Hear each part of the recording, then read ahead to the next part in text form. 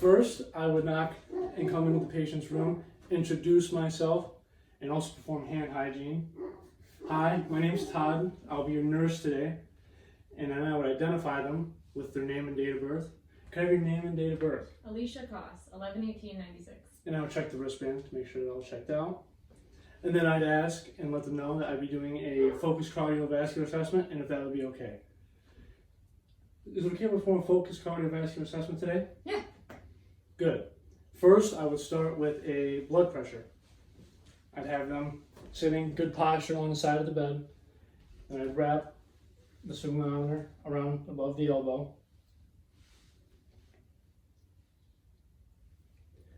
And get my stethoscope in place to listen for the pulse. And her being a healthy adult, I would pump it up to 160 and slowly let out air until I heard the first rebound of pulse, which would be at around 120, and the diastolic ends at around 80, which is good. Next, I would put a pulse ox on and have her lie back. From here, I'm going to go through and check all of the pulses, starting with the carotid. One at a time for the carotid, left and right. Then the brachial pulses. And then as I come down here to check the radial pulses, I will also get a quick radial pulse over 30 seconds and multiply it by 2, just to get a quick pulse.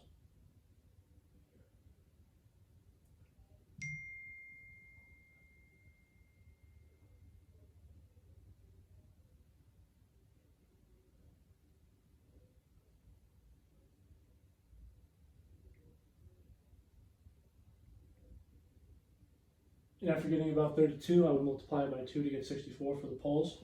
And while I'm still here, I'll check the fingers for capillary refill in the upper extremities, which is good. Then with the femoral pulses, popliteal, posterior tibial, and then the pedal. And then I'd end with checking capillary refill on the lower extremities, which look good. Then I'm going to come back up and perform a heart assessment of the 5 main points. All people eat turkey meat: aortic, pulmonic, mitral, Erb's point, and tricuspid.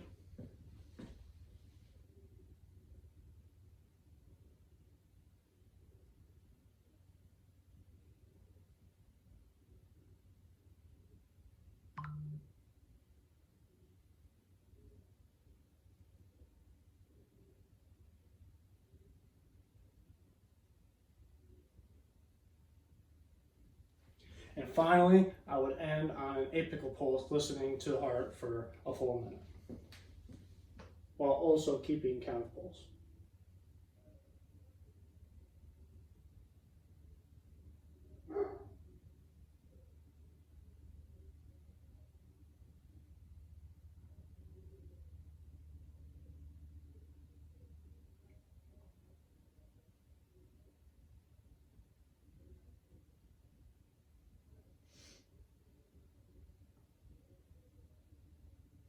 And then after the full minute,